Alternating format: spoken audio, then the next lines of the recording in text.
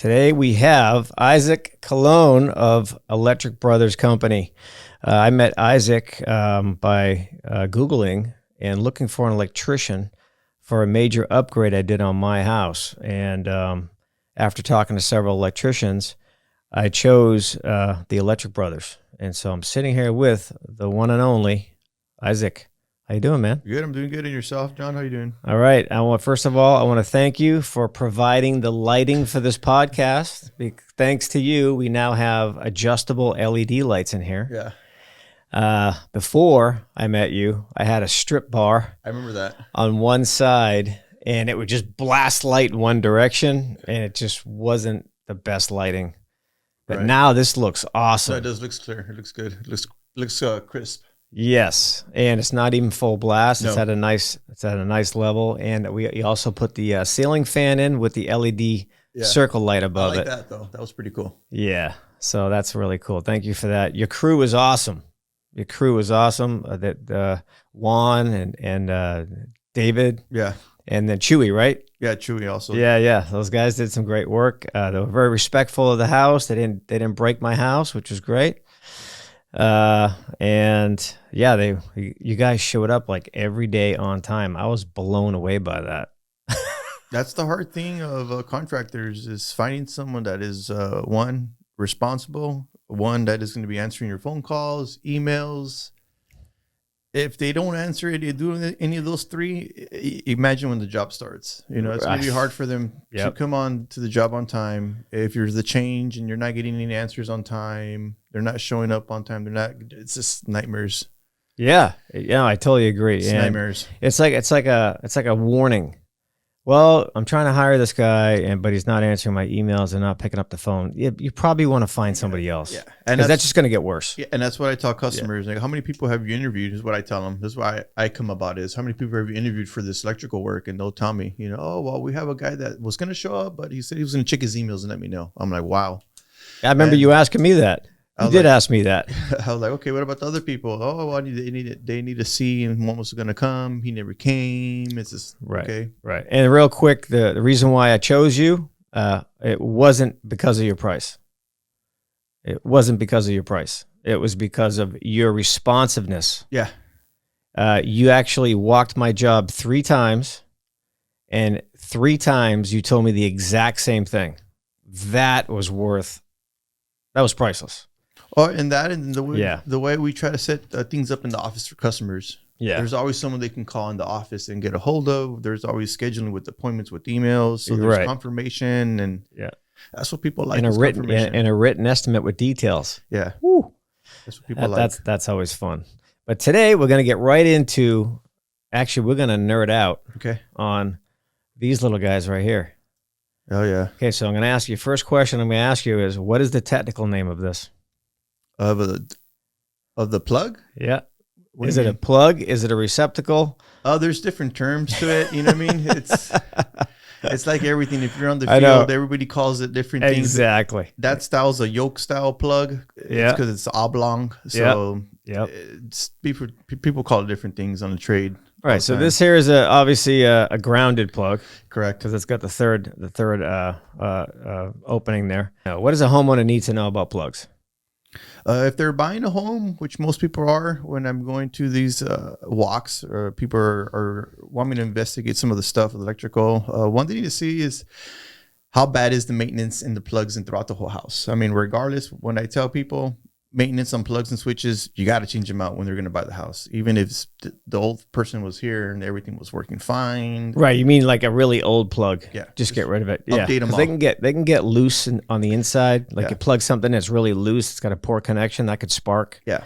And that could cause a fire. So well, you got to remember too, these things have little pieces of a pin of steel that's compressed. Right. So when you're sticking in your prong on the steel, it's going to grab. It's because it's compressed. But after a while with the heat and the load, like if you have space heaters on it, well, this little portion is going to heat up. Yeah. After a while, heating up, and the metal will get softened up, right? Yep. So that's when you see a plug, you plug it into the plug, and then it falls. Right. And that's where you start getting loose connectivity. You get shorts. You get those little arcs on the walls, and people are saying, I don't know what happened. I had a space heater, and then it just sparked up. Well, and I looked around in their rooms and I'm looking at all the plugs and they got old style plugs. And I go, well, you know, pretty sure you had some loose connections in the plugs and it fell out. It goes, yeah, we know. That is true. And then you have the homeowner who thinks he's a painter and paints everything. Yeah. They fill the holes with paint. They don't even try to clean it out. I'm over there trying to put my tester in, and I can't even get past the ground part. Yeah. See, the ground part's a little bit longer than the other two. And I'm like, okay, I'm done. I write it up. You know, you can't even use this receptacle now. You don't want to stick something in there and try to clean it. The worst one I've seen all the time is when I go to apartment buildings and they want us to do like a maintenance or update or stuff, is when I'm going inside to look for the solar panels, they take off the covers and they spray paint the walls and they spray paint all the breakers, all the guts. Yep. No brains, man. No brains. No brains whatsoever. But yeah, they did that years ago too, in these older buildings too. When I pull off like an old panel cover, like in a condo, they're notorious for spraying boxes. Yeah. Everything's got the, and it's the knockdown. It's not just spray paint. It's the knockdown from the drywall. Yeah, it's a little bit of everything. You'll see some mud, spray paint, and the breakers don't work that good because they start getting paint on them. So yep. So one thing that's a new requirement now, and that's tamper resistant plugs for kids. Right, residential it is. Residential. So as a home inspector, when I'm talking to my customers, I always ask them, "Do you have any little ones?" And they're like, "Oh, most people are like, yeah, we do." I'm like, "Well, you want to upgrade these." And now why? Well, because they're protective. You don't have to run around the house and put those little plugs on everything. Yeah. So these take the place of putting the plastic protectors, correct? Correct. Okay, so some of you may have kids and you may have already done this. You go to the store and you buy all the plastic protective covers. You stick on all the outlets. Yeah. Well, with these new upgraded tamper resistant type, you don't have to do that anymore because there's a plastic, how can I describe that? Is that one there? Yeah, you can see the plastic inside. Okay, you can see that. One. All right, Brad, you brought one. Awesome. Yeah, that's a tamper resistant right here. Yep. Okay, so you can see the little plastic right inside there. Yeah. That makes it really difficult for a small child to stick something sharp in there. And even when people are still using these, after we install them in people's homes, they are hard to plug stuff in. It's the whole point. Yeah. The thing you got to do is just kind of wiggle it side to side, and sure. it'll squeeze in. Yeah, just don't force it straight. Yeah, I can't push it in. You just got to wiggle it a little bit, and it'll slide in. It's just, it's what it made it for. It's its job. There's nothing more annoying to me than going into a house and every single plug has a plastic cover on it. Yeah. I won't even touch those plugs. I'm not going to sit there and pull all those off. No. We don't have to do that. We're not required to do that. So I'm just like, maybe one I'll do, and then, okay, I'm done. Yeah. I mean, I see so many of these. I see about 4 to 5 houses a day. I do about 4 or 5 walks a day. Right now, we're doing about 3. It's a little bit slow beginning of the year, but usually when summertime kicks up, I'm doing 4 to 5 walks. A day. Yeah. Residential, commercial, everything. Now, what's the requirement of where these new tamper resistant need to go? Everywhere in the house. Everywhere. Yeah. Okay. Everywhere in the house. And even GFCIs need to be tamper resistant too when you're putting them in residential. So this is like a 15 amp plug, what normal people would use in an original house that's not a dedicated circuit in the restroom, because most homes don't have them. By code now, restrooms are supposed to have dedicated. So when it's a dedicated GFCI, that's when you have the little mark on the side letting you know that that's for a dedicated plug, meaning you can take more of a load just on this one plug. So what are you referring to? You said there's an indicator there? Oh, yeah. You see how the 15 amp doesn't have the little line on the side? Okay. You see how this one has the little line? Okay. That lets you know that it's a 20 amp dedicated plug, meaning it's a little beefier. Okay. It's made just for one load of one circuit, and that's it. It's not like a plugs in rooms where they daisy chain. So that's why you can use 15 amp plugs on those, because they're daisy chain throughout the load of the house. All right, so let me explain daisy chains for anyone who doesn't know what that means. If there's 5 or 6 plugs, and this one's at the front, and all those 5 or 6 plugs are connected to this one, that's daisy chain, which means when this trips, they all shut off. Right, like in now what you're talking about there, that's usually like on kitchen counters. Yeah. On kitchen counters, when we use that, if the plug's still on the same counter, but you don't want to waste money on GFCIs because they're pretty expensive, you can still use one by code to trip the other one too and be protected on the same side. You just still have to put the GFCI sticker on that regular plug so people know that it's GFCI protected. Right. And one thing that annoys the shit out of me on a new construction is I've been in houses where the range is connected to the GFCI circuit.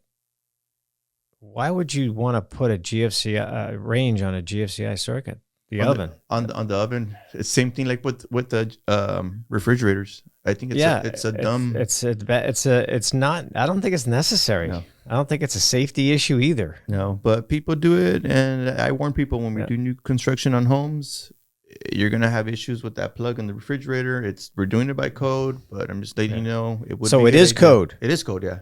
Same thing with having like a GFCI plug to protect the whole garage. That's code too. Right. That I understand.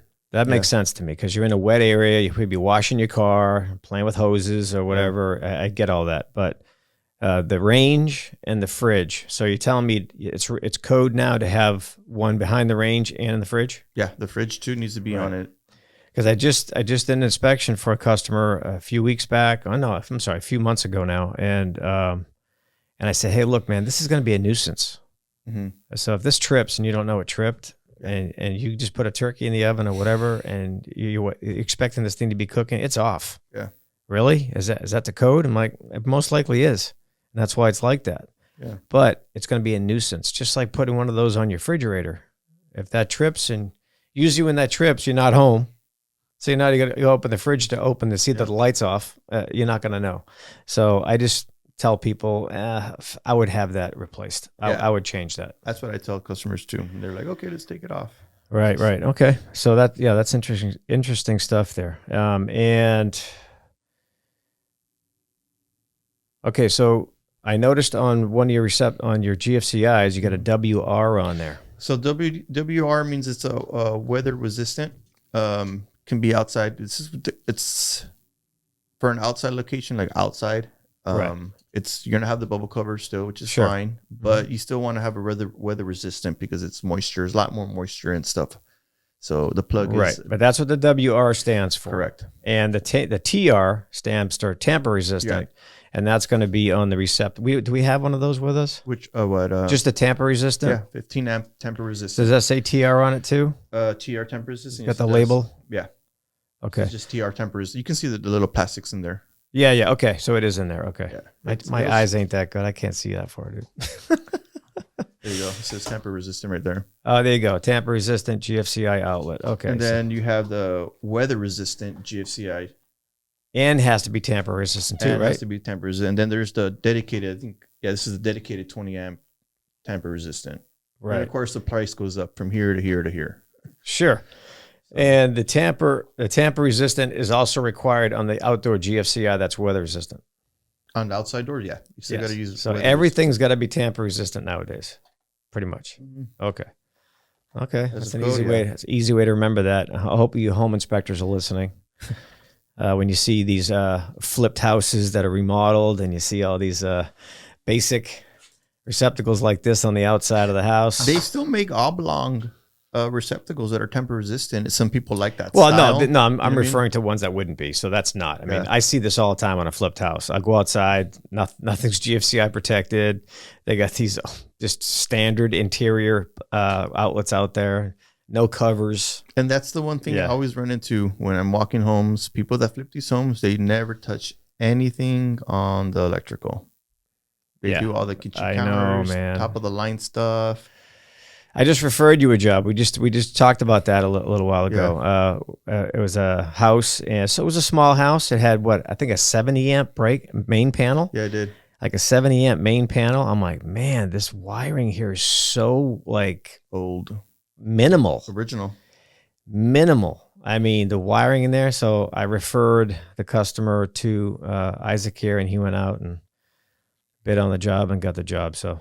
Yeah, that's the thing. A lot of people really focus on trying to do a full house rewire.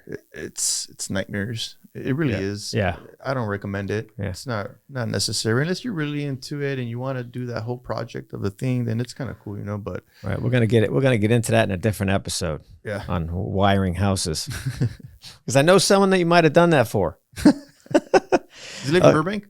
Yeah, I think so. Okay. So. GFCIs. I actually read things once in a while. I know. I noticed that they say the manufacturer recommends that you push that test button once a month. Yeah. I didn't know that till you told me that. Yeah. So you learn something new every day, right? You got to read it. And I've actually seen it recently on an electrical panel that had AFCI breakers in it. Yeah. And it said right on there, test monthly. Yeah. I was like, wow, okay. It's a headache of a nightmare, man. Yeah, but the reason for it, I can agree with the reason for it, because these little buttons just have like springs behind them. And if they just sit and sit and sit, dust, air, time. Well, it's more the moisture and the calcium buildup that gets them. Oh, is that what it is? Okay. The moisture, the calcium buildup behind it, and that's when they get a little sticky. Yeah. Get finicky. I mean, and then you push the button and it won't reset. Won't reset. It'll just turn red. Which means it's dead. Yeah. There's no power to it. And if there's something daisy chained to it, everything else is going to be dead too. Everything downstream will be dead too. Yeah. Right. So rule number 1 as a home inspector, you don't take one of these and push the button unless you are actually at the GFCI itself, because you could be putting this into a regular outlet that could be connected to one of those. Yeah. And then that could be hidden behind a cabinet. And no one knows. And you can't find it. You'll hear it click. And you're like, oh, shit, I know I heard that. Which way did that come from? I've had that before where customers tell me that I don't know where my garage, there's electricity's out and I can't figure it out and like everything's on. And there's got to be a hidden plug in here. No, there's not. No, there's not. So they never know. I started looking around, moving things, and I go, what's behind there? This cabinet here? Oh, I don't know. Well, we unscrew it, pull it out. Oh, there's a plug right there, GFCI. You just reset it, pass the lights on. And it's usually on the newer style homes where we have that problem a lot of. People don't know, you know? Yeah. Well, they don't teach us this in school. No. How to live in a house. So when you see these kind of receptacles with the buttons on them, that means you may need to access them. So don't block them with something, or make a note that it's there, or just take a picture and save it for later, whatever you got to do. But don't block them, because you may need to get to it when you really need to. And that's right here where it actually shows too, where you're going to be connecting your line for the power coming in. If you want to protect things downstream, this is where you would take off the tape and put your stuff that you want to protect downstream, like on the kitchen counter. Gotcha. So if this trips, it cuts the rest of the power off that way. Got it. Now, if you don't want to do that, then you cut both lines on the same side. So even though this trips, there's still power continuing to the other stuff, but it's only protecting this. Got it. So I see what you're saying. All right, cool.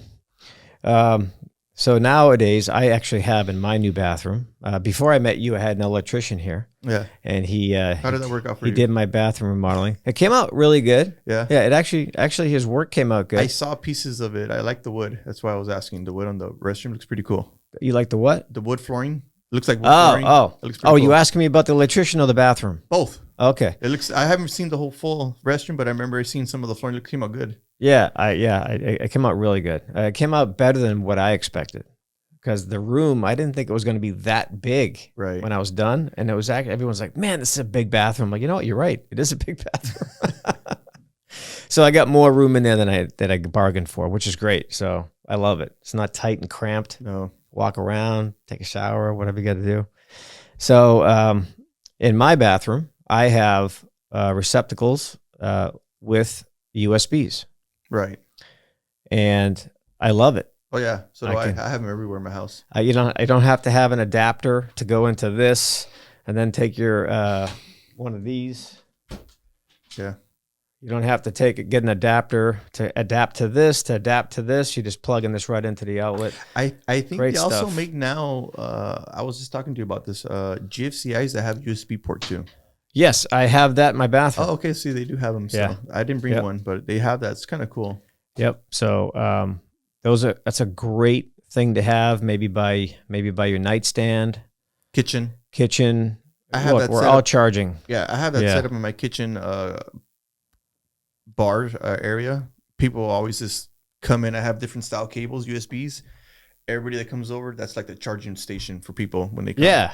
They just plug all their stuff in. Yeah, because the USBs are interchangeable, but it's on the other end or not. So it depends on what kind of phone you have. You have an iPhone or you don't. I don't know why you wouldn't have an iPhone. Android? No, I have an iPhone, but some people have Androids, Yeah. and Android connections are different too. Yeah. So, Yeah. So there's all different reasons for doing that. Okay. So here's a good question because I run into this okay. and it's really hard for me to answer this because I'm not opening up the wall. I'm not opening up the outlet. I'm not doing an intrusive inspection. I'm just Okay. visually looking at something. So I'm in a house. It's a really old house, probably built in the 20s or 30s. And I'm seeing a GFCI in multiple areas. But I know on the outside of the house, I have a Stab-Lok panel or maybe an old Bulldog panel or whatever. I have a really old panel outside. And I'm not seeing a lot of grounding. And then in that same house, I'll see a few of these still in service. These are two-prong. So fill us in on what these are and what they are not. Those are old school style plugs, just two prong. There's no ground in them. Obviously, this is what code was back then. This is how things were built, you know. Now, most plugs nowadays have an actual attachment, an actual ID, so people can see it's ground, and that's their point of attachment of it. But this is very old school, and it still works good. You just got to really update the plug, though. You got to remember, this thing is 40, 50 years old, and they have them inside, so the little the steel braces inside of them, they're worn out. What I usually recommend to people is to at least update the plugs. Even though it doesn't have a ground, at least the plug is refreshed and can handle a load. Because okay, you know what I mean? Yep. That's the key point of it. Yeah, it's not going to be grounded, but at least you know it's going to have a good connection point, right? Which is more important, because that's when people start having issues where they start plugging in something, a space heater, and then you'll see it hanging. And then that's when it starts shorting out. Right. That's where the issues start happening. Space heaters are dangerous anyway. Yeah, Never mind plugging them in. Even it can happen even with the PlayStation or something. TVs is just the wrong touching of heats of the elements for a while, and it's just after a while things heat up and they give out. Everything has a weak leak with the time and years. Now the story I'm telling you about these houses I go into, I'll see like a GFCI. I'll see those. Yeah. So I'm thinking they got a GFCI connected to a 2-wire system. Yeah. Is that even going to work? It depends. It may not really work fully because it needs the ground to be ID'd, meaning it needs some kind of point of attachment so the ground can set off, make the GFI work correctly. And it just needs to be like a piece of steel, because we've tested a GFCI with a blow dryer, ungrounded, and we threw it in the bucket, and that blow dryer kept on going off. And the moment it kept burning.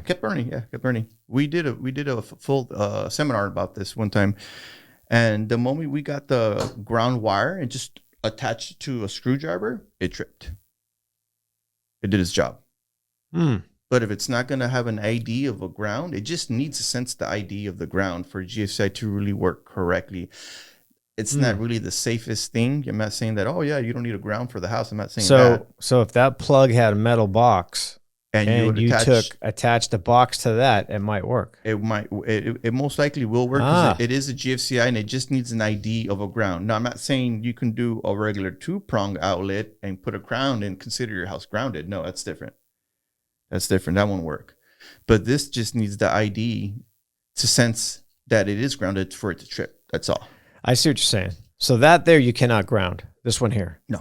Right. But you're saying if I had that and I wanted to put this in and it had a metal box, I could put a jumper from the box to this, and it most likely work. It all depends. I've done it before, and sometimes it doesn't even work. It doesn't even trip. It won't even ID it. It just depends on how good the steel is, if there's a good connection point of a steel on it. Right, and if you have a metal box, you probably could have a metal conduit anyway. Yeah, so usually most of the time it does work. I see. But most GFCIs, if they're not a ground on them, it won't work. It won't trip. Okay. It won't trip, even though if it's like an older style house. A lot of times they won't really trip. It'll take a little bit longer for it to trip is what happens. And that's when the accidents start happening. Right.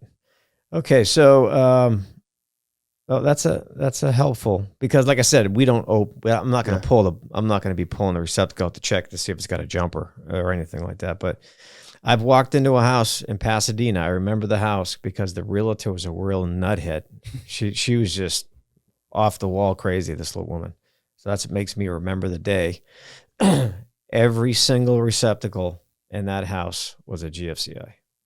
A lot of people do that. A lot of people do that sales pitch. I've have heard contractors or people tell me too when I've walked houses and they say, well, why can't we just put a GFCI to protect it and not worry about it? You know, like what's not really the right thing to do. You know, it's not going to work correctly. That's like not really a fix, you know? Right. It's more like a Band-Aid.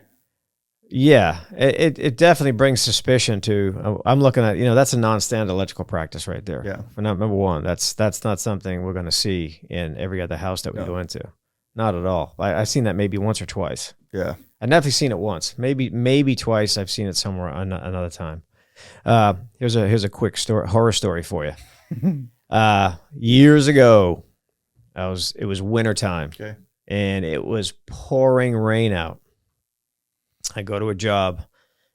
Electrical panel was right above a puddle of water. Oh, I didn't go near it. No. I'm like, okay, I'm going to take a picture of the box. I opened the box, took a picture inside, did not pull the inner cover off because I was getting wet at the same time. Yeah. Not a good idea. And all the water right below. So I didn't mess with that. So I go in the house now, and I'm just checking my outlets with make sure they got power and stuff like that. I went to go like this into a hallway receptacle. Might have been a hallway / living room. I'm about this far away from the outlet, and a spark jumped from here all the way to this. No shit. Luckily for me, everyone else was watching, so they saw it happen too. I'm like, you guys see that? Yes. Okay, I thought I was seeing things for a second, and I just dropped it. I was like, whoa, what the hell? It literally, what do you think caused that? You know what? I don't know. I've never heard that story before. That's a good one. That's crazy. Yeah, that is pretty gnarly. Very dangerous. Very dangerous. I've never heard that one before, but it jumped. And you can see it. You could see it. I've seen that before. I wish I was videotaping that, boy. That would have been a great YouTube video. Yeah, that's why when we're working on hot panels, like on 480 panels or something, we always got to protect our face because the arc flashings that burn. Yeah. You know, Juan, in fact, I don't know if he told you, if you pay attention to one of his eyes, he was working on the panel and it blew up on him. Oh, and shit. Little fragments of the arcing marked his eye burned a little bit. It luckily... Oof. It didn't mess with his pupil or anything, but it was just right on the bottom side of his eye. So when you look at him, he has a little burn mark on his eye. Oh, wow. Yeah. Wow. No, you didn't mention that. Yeah. Well, listen, that's a pretty bad horror story. Yeah. I remember that one. I mean, I've got my whole hands all blacked out. So what caused the arc flash? It was something in there that wasn't supposed to be in there? Did he have an accident? Did he drop a panel? It was an existing panel and something was loose in there, and as it was taking it off, it touched and it arced. Yeah. And accidents happen, you know? Yeah. You always got to treat things like they're hot all the time is the way I always do. Oh, yeah, absolutely. Always, 100%. Yeah, I'm super cautious with electrical. I don't like messing with it, and that's why I hired you. So I don't mess with plumbing either, and I usually hire plumbers too. But, you know, although my dad was a plumber, my dad made me a plumber. Yeah. Growing up, and that's what he did. It's just, I think, growing up with him, doing it so much, it's just, I didn't want to do it. Plumbing? Growing up young and going underneath houses, and it's that's a brutal job, dude. 10, 12 years old, 6 o'clock on a Saturday. I wanted to go out riding with my friends and ride my skateboard. No, we're going to go. We got a plumbing stuff. We got to do a main drain. I was like, now I don't even want to touch it. I mean, I'll touch it with him, but we'll work on things together. If I got something in my house, I'll call him. Yeah.